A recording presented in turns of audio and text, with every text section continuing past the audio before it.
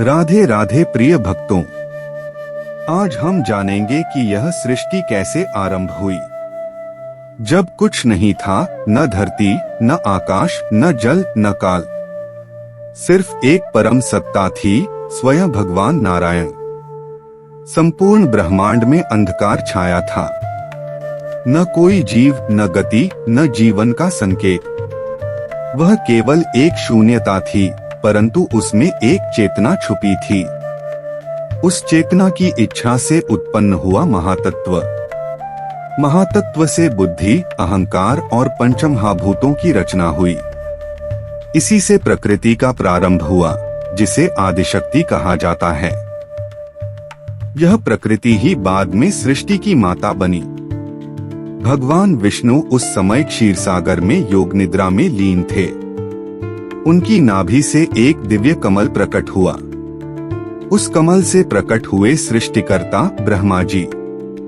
ब्रह्मा जी ने चारों ओर देखा, केवल जल ही जल था। न दिशाएं थीं, न कोई प्राणी। उन्होंने सोचा, मैं कौन हूँ? मुझे किसने उत्पन्न किया? मेरा उद्देश्य क्या है? इन प्रश्नों का उत्तर खोजने के लिए ब्रह्मा जी उस कमल की नाल में प्रवेश कर गए। कमल की नाल अंतहीन प्रतीत हो रही थी। ब्रह्मा जी को कोई उत्तर नहीं मिला।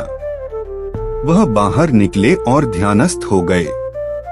तभी उन्हें एक दिव्य ध्वनि सुनाई दी, तप तप। यह भगवान का आदेश था।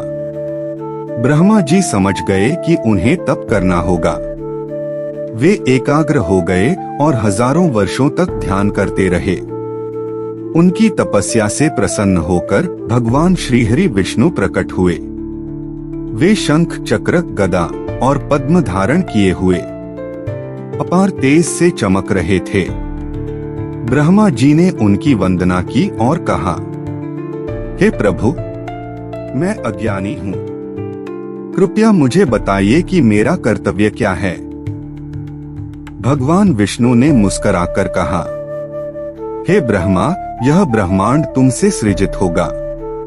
तुम सृष्टि के रचयिता हो, किंतु स्मरण रखना, तुम मुझसे उत्पन्न हुए हो।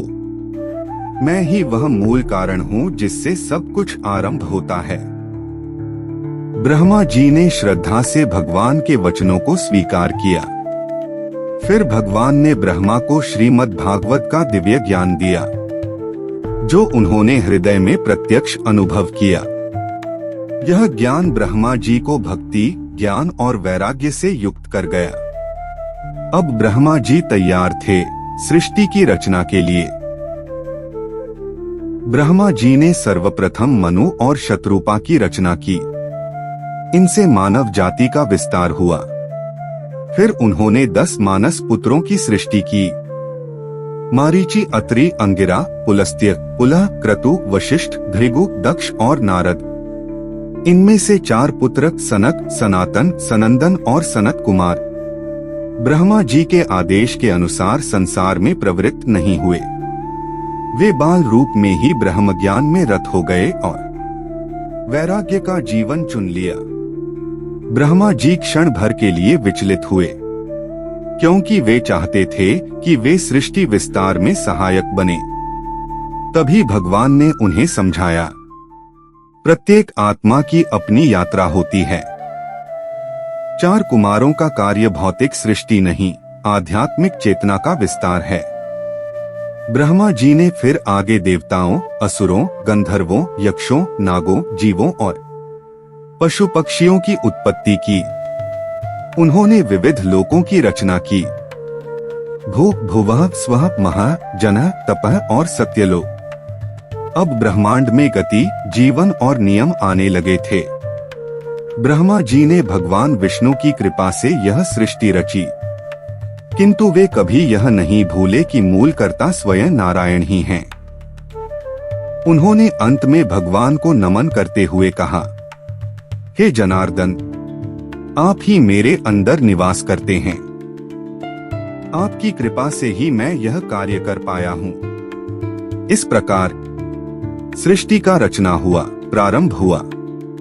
यह कथा हमें यह सिखाती है कि जब कोई आत्मा स्वयं को नहीं पहचानती तो उसे उत्तर तप, भक्ति और ध्यान से मिलता है। ब्रह्मा की तरह ही हम सभी कभी न कभी यह प्रश्न करते हैं, मैं कौन हूँ? मेरा उद्देश्य क्या है? इस प्रश्न का उत्तर भगवान की भक्ति में छिपा है। अगले एपिसोड में हम जानेंगे 4 कुमारों की अद्भुत कथा और नारद मुनि के जीवन की दिव्यता। कैसे एक बालक जो दासी पुत्र था बन गया भगवान का सबसे प्रिय भक्त। भक्तों, अगर आपको यह श्रृंखला भावुक और आध्यात्मिक लगी हो तो कृपया चैनल को सब्सक्राइब करें और दिव्या श्रीमद् भागवत के साथ जुड़े। राधे राधे।